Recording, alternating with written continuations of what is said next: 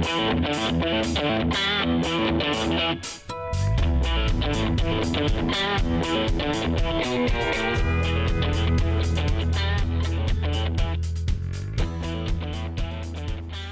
to Private Politics, where we prepare you for your next political conversation. I'm Jeronimo Cortina.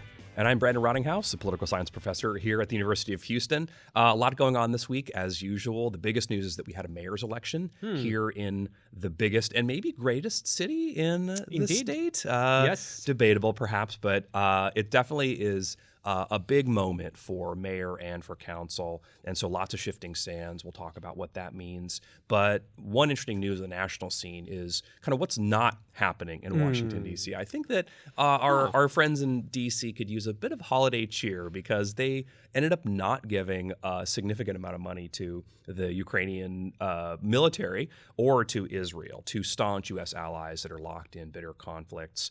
Tell me why this happened. What is the reason why this didn't go anywhere? Well, because Republicans in Congress want significant reforms to our immigration system and to protect the border, whatever that means. And they're tying up any support for Ukraine or Israel or whatnot to have significant immigration reform. Yeah, and so some of the Republicans are saying exactly that they want to have some kind of comprehensive immigration system, which has eluded us since 2006. When was the last time there was any kind of movement on this? They're saying basically we should take care of the U.S. first and then think about other countries later. But this is the guns butter trade-off, right? This is classically the way that the country thinks about how we spend domestic money versus spending money in foreign countries. So this is a relationship which is always fraught with this kind of complications. Do you think this is a winnable political issue for the Republicans? Well, I mean, it is a winning. They're just waiting, right, for 2024, and hopefully Biden doesn't take their word for it and comes up with a proposal, because then he's like, oh, what are we going to do? And become more and more extreme, right? So, I mean, I think on the one hand, it's an opportunity. If I were advising the White House, said like, take their word for it. Yeah.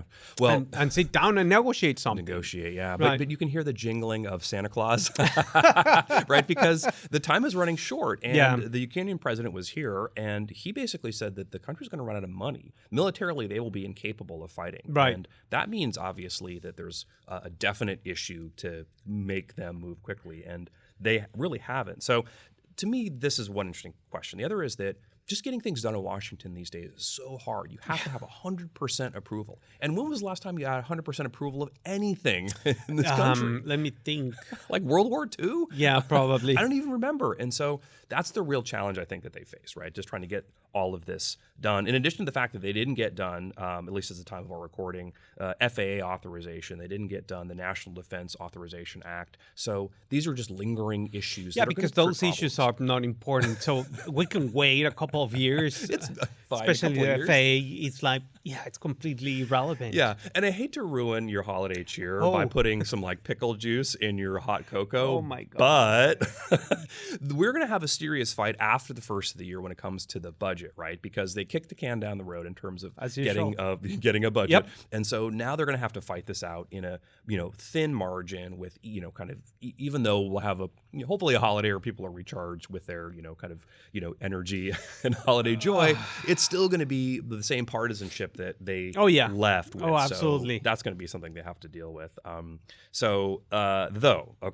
good news is that I've discovered what I am going to get you for the Christmas holiday. I'm interested. Think about this. This actually has to do with politics, too. Okay. So President Trump, as you know, has multiple indictments. Yes.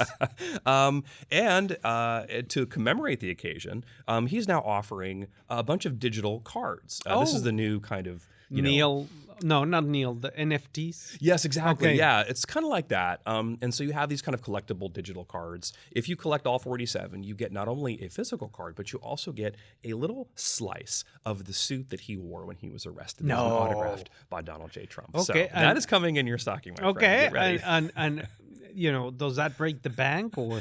It's going to break the bank. You have to pay $4,653 on the nose for that. $4,653. Not to give away how much that costs, because it's not about the cost, right? When you're giving gifts, No, absolutely it's about not. the feeling, the Yes, sentiment, right? yes. No, I get that. But just know that it costs $4,653. Noted.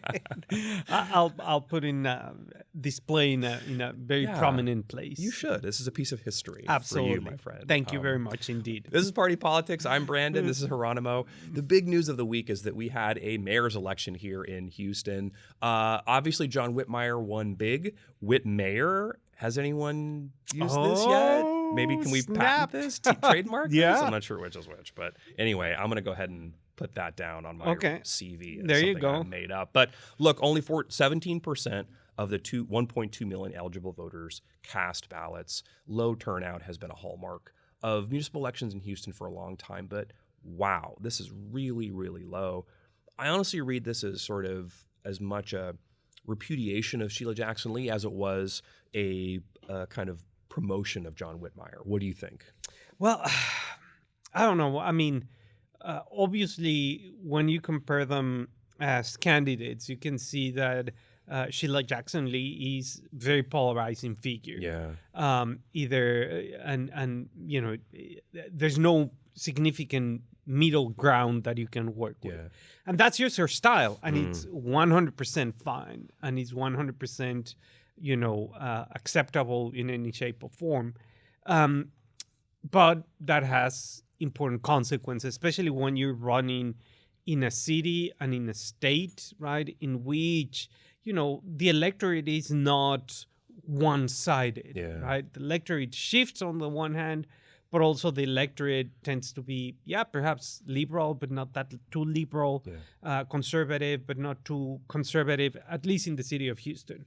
And then you have Whitmire that tends to be, moderate, moving from left to right, et cetera, depending on the issue.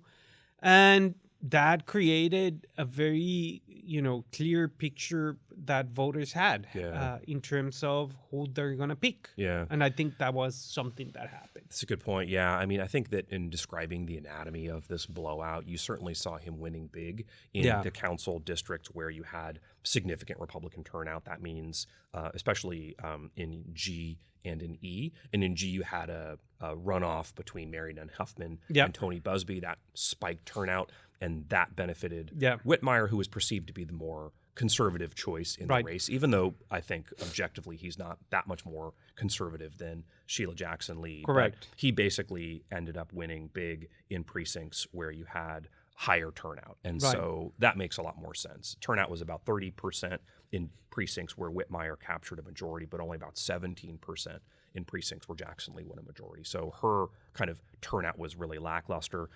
In districts that were Senate districts held by whites, Whitmire won 84% of that vote. He won 70% of the districts held by Hispanics and won actually 40% of districts held by blacks. That was a lot higher than I suspected. And probably that's the real difference here is that she wasn't able to energize kind of even her own kind of core coalition. And I think part of the reason was that she didn't run a very good campaign. Right? Lots of unforced errors. We forgot to talk about this last week, but they had an ad that was like their closing argument that had the wrong date for when the election was. Yeah. It's almost unforgivable.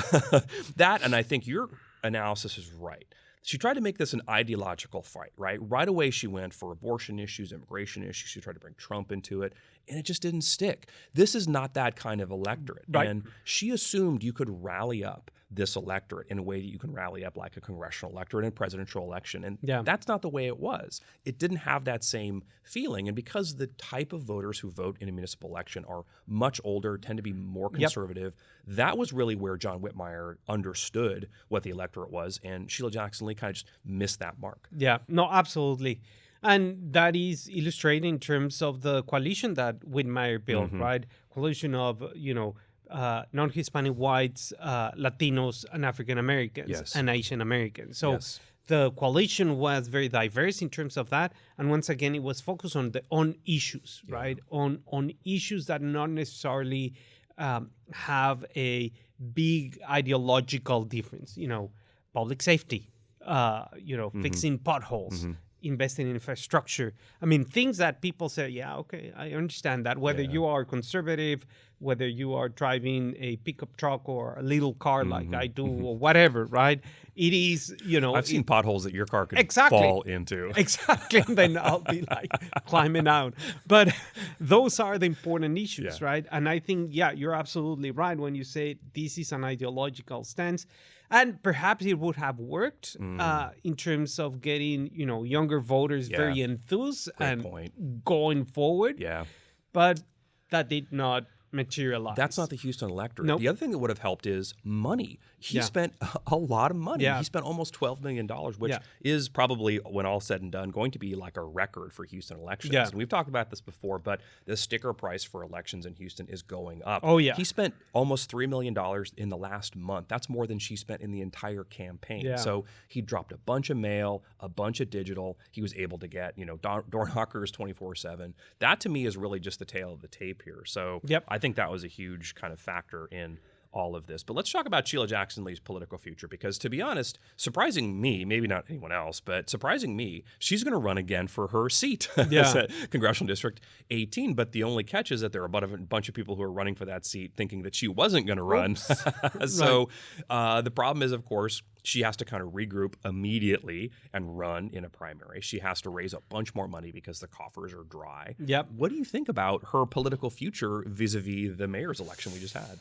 Well, I mean, I don't know. It's a risky proposition, right? Especially because you don't have any resources, right? You just drain the bank. You got to go back to the coffers. Right. Yeah. You have to go back to the coffers and ask people that you already asked money to give you more money. It's like Bob Cratchit, like looking for some extra soup, and all you got's a stone and some water. And on the other hand, you have, for example, in this case, Amanda Edwards, that has been pre-running a primary campaign, has a lot of money in comparison to Sheila Jackson Lee. It's a different type of, political persona. It's a different type of dynamism that she brings, different type of ideas, different type of issues, so on and so forth. So, I don't think, it's going to be competitive. Yeah, Isaiah Martin dropped out, who was another competitor who was potentially going to be trouble for her. But money's the key here. And honestly, given how underperforming like her electorate was, I'm just not sure that it's going to be an easy race like she's had before. Oh, absolutely not. We'll see how that plays out. But I also want to talk about city council, because we tend to forget that there's a balance here, right? And although Houston's a strong mayor system, we have members of council, many of whom, are working hard for the city at large as well as their district. But what's interesting to me is that Houston is basically a pretty Democratic-leaning city. Like, not exclusively so like a city like Dallas or El Paso, potentially, or Austin, but definitely like 60-40, right? Right. But you had 3 of the 4 at-large council members basically go to Republican or Republican-leaning candidates. The GOP in Harris County endorsed these candidates and was bragging that they were able to be successful at that. Julian Ramirez, Willie Davis, Twyla Carter, all won at-large positions. Willie Davis is a pastor, is the first Black Republican elected citywide in Houston history.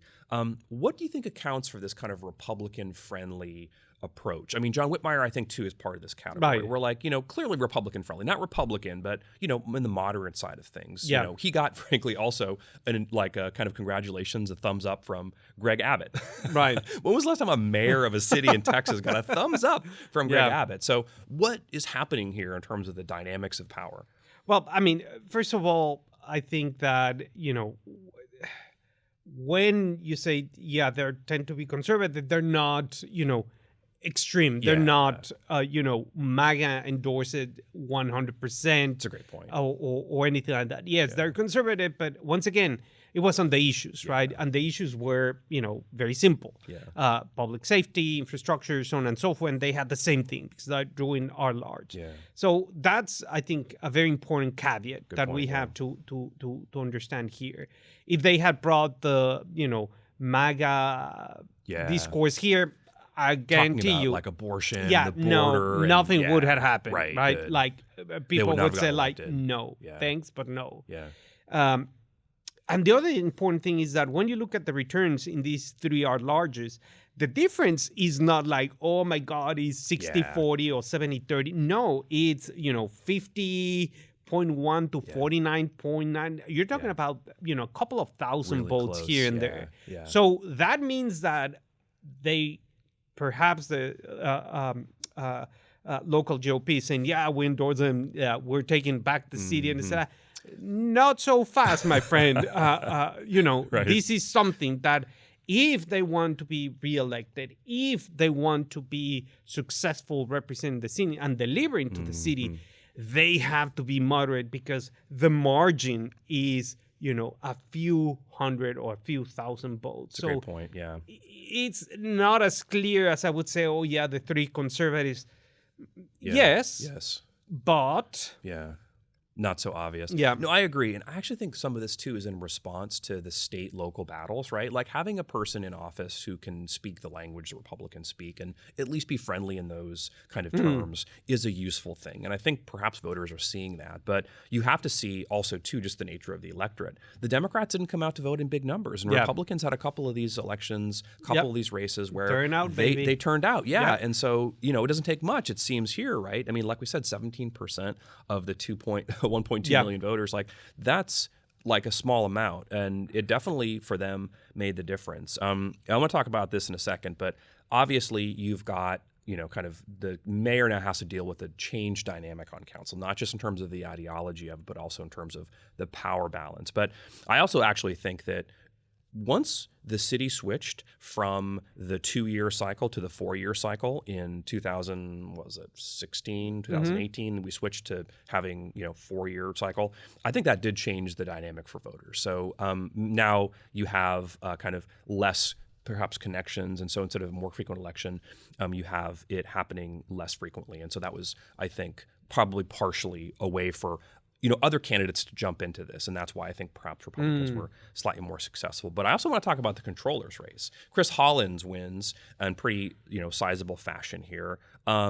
And the controller is going to be an important position, right? Now, Chris Brown is going out of office with a kind of alarm bells ringing, right? Yeah. He's like the Salvation Army Santa, just jingling, like, we need money in the kitty for people. Yeah.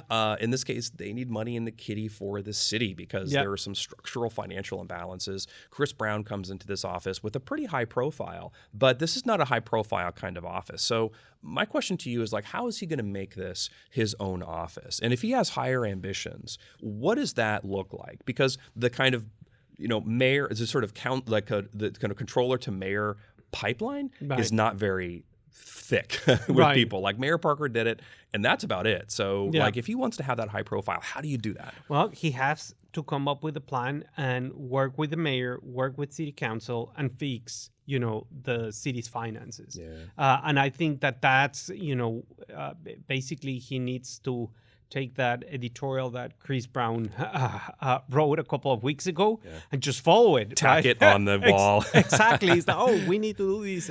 I mean, and it's a very serious problem because on the one hand you have, the revenue cap that, basically you're like that. You have aging infrastructure. You need more, public safety investments. But we don't have any money. The problem is, that simply the money is running dry. But that's what I wanted to kind of sort of at least end this segment with. And that's the sort of question about how the mayor is going to get this done, right? The mayor's got 6 months now to be able to put a budget together that's going to be essentially meeting all of his promises, trying to close some of these fiscal issues, and sort of, trying to put the city on a different footing. That's going to be a real challenge in a case where, you've got lots of people who want lots of different things, and he's made a bunch of promises how to get it done. So what do you think it's going to look like? Well, I mean, first of all, every change in public administration has to be incremental change, unless you decide, like, we're going to get rid of these. Get rid of every department head and, like, move away. Like Milei did in Argentina, just like, you're gone. You're all done. You cannot do that. So I think that, the budget has to look a path forward in terms of what it needs to be cut, what it needs to be beefed up on the one hand.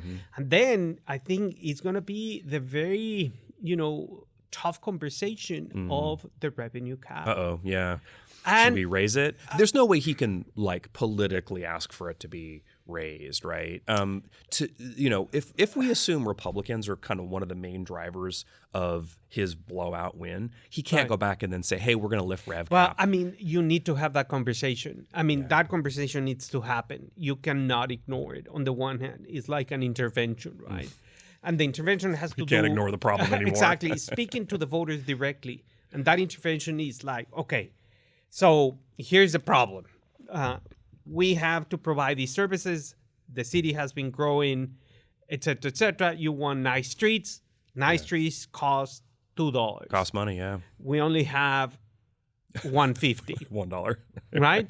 So we need other 50 cents. Yeah. So either you want streets or not. Yeah. If you don't want streets, fair enough. That's a tough call in year one, in budget one. But I think you're right. They do have to talk about this. Because if you don't do it in year one, that thing is going to be a massive snowball effect that when you're in year two or year three, like... Yeah. Well, and if we assume that Republicans are kind of rising in terms of success at the local level, then yes, I think it could be a potential problem for him to have these conversations or to have this blow up in his face. Well, so, on the other hand, you can blame them. Yeah, it's a good point.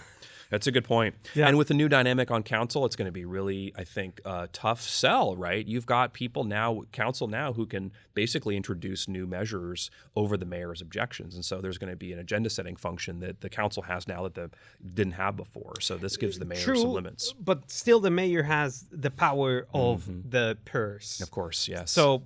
You know, we'll see. And money talks, right? Yeah, money talks, baby. Well, this is Party Politics. I'm Brandon. This is Jeronimo.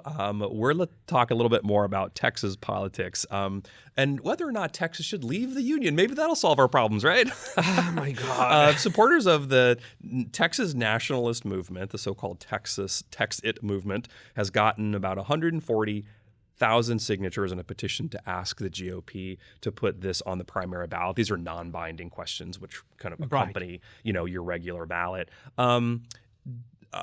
I don't even know where to start. This is both unpopular and unconstitutional. Right. And the GOP has been fighting it, right? They had a vote a couple of weeks ago that said we're not going to do this. But the battle between the federal government and state government has been happening since at least 2000, right? This is a battle over borders, bailouts, and Band-Aids, right? Do we expand Medicaid? Who protects the border? Just how much money is going to pour into the Texas from the feds? The reality is that this is unconstitutional and would not be met well at the federal level. And frankly, about a third of Texas's whole budget, including a bunch of disaster money when that happens, comes from the federal government. So how are we going to solve all these problems? Yeah, you cannot. And this is just, preposterous. It doesn't have any logic or anything like that. And, it's like, whatever. At the root of it is this sort of epic fight between state and local government, which honestly, is just something we have to live with. That's part of the nature of the federal system. And even though it's not a perfect relationship, it at least has functioned for, as long as the Republic's been alive. Yeah. So I don't know that's going to go anywhere. But another issue that the state and federal government have fought over is the issue of abortion. And one huge issue this week was that a Dallas woman was granted permission by a lower court to receive an emergency abortion. She had serious medical problems, which would have increased the likelihood of a problem for her baby if it were born. The Supreme Court, though, overturned that order, saying effectively that the doctors should use reasonable judgment in this. So she fled the state and decided to have an abortion someplace else for her non-viable pregnancy. Abortion is banned in Texas, but doctors can use their discretion here. But can they? No. Basically, yeah. And so the kind of court said that the Texas Medical Board should provide some guidance here. But with all the political fray on this, it's unclear that doctors are going to want to take a step in that direction. Well, I mean, because the law is very, very, very vague. So even if, doctors come up and say, well, these are going to be the cases. Yeah. I know someone in Austin that is going to start suing them. Yes. And tomorrow. Yeah. I think you're talking about Ken Paxton, exactly. Right? Who did, jump on top of this, obviously. Oh, He's been the hatchet man on the abortion issue for Republicans for a long time, which is a really dicey issue for them, right? This is an issue that doesn't sit well for women, for college-educated voters, and for moderates, especially when it comes to having abortion access for non-viable pregnancies or for the health and life of the mother or for the fetus. And so this is really a potential problem. But it doesn't seem like the Republicans are acting like it is, right? They're acting like we're going to go all the way on this and just sort of see how it goes. But in a presidential election year coming up, it could be a real problem. We've seen in Ohio, right, and other states. And so it's possible that's the case. In fact, the Texas judiciary is really where this is going to get fought over. And the Democrats announced that they're having basically a contested election in all of those. So, this was an unsigned opinion, although you had Justice Devine and Justice Babcock, one of whom Babcock was an Abbott appointee, who signed their name to it. So you've got a big target on your back, right? The abortion issue is really impressive, and it's going to be a political driver no matter what. Well, absolutely. Absolutely. And in the meantime, right, you don't give certainty to patients, you don't give certainty to women, beyond Roe v. Wade, right? It's once again, you need certainty in terms of what you're allowed and not allowed to do on the one hand, and also medical doctors to do what they're supposed to be doing. Yeah. And it's just like your hands are completely 100% tied with these, threatened that, you can be liable for a first-degree felony. Okay. Yeah. No, they're not going to act. And I think even with some guidance, it's still going to be something that's vague enough that they're not going to want to do it unless they have some very clear guidance. And I think even less clear than the medical part of this is the politics of it. And the Republicans don't seem to think it's a problem. But I think it could be a motivator in 2024. Oh, absolutely. So absolutely. It's going to be a motivator. And speaking of 2024, this is it for this week. We're going to take a little break, but we're going to see you next year in 2024. So to you and all yours, happy holidays. I'm Jeronimo Cortina. Happy holidays and have a great new year. I'm Brandon Rottinghaus. We will see you in the new year.